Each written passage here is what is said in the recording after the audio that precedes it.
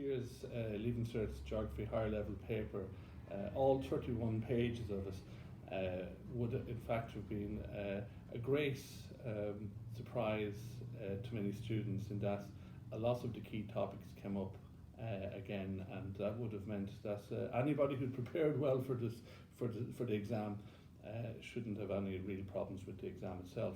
The 12 short questions started off quite nicely. 4 physical geography questions. Maybe question 4 might have been a little bit surprise for some students, in terms of very specific questions on isostasy and coastal features associated with that. But the rest of the paper had typical aerial photograph and map questions. So the 12 short questions mightn't have been the great worry that a lot of students might have had prior to the exam. On to physical geography, I think this year was a very good choice. A lot of very important topics that students would have prepared for were there, and it really gave students who had prepared a very good choice. But always when you're doing these exams, don't confine yourself just to textbook. During the year in preparation, always read outside, look at what's happening, examples of volcanic events that are occurring around the world, or earthquake event. Try and bring in some of the most recent examples. So don't be relying just on what's confined in your textbook.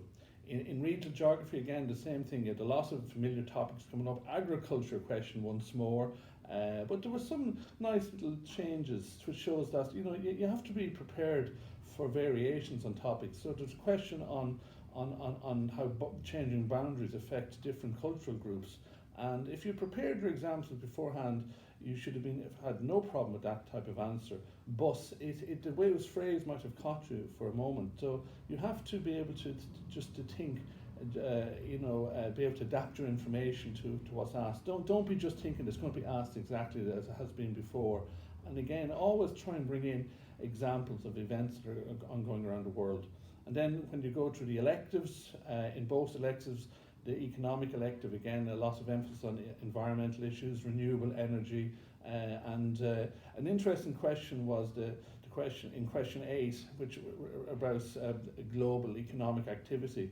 Now, students who prepared an exact MNC answer might have been surprised not to have seen an MNC headed question, but what you prepared for that, you could have simply adapted to that answer. So always be prepared for being able to use your information. You're not going to get asked always the same question every time.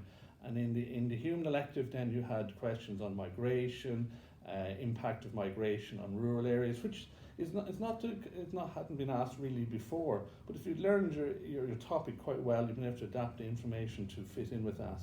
So, and then I think at the end, most students would have been delighted with the geoecology section, which is the main choice for the options.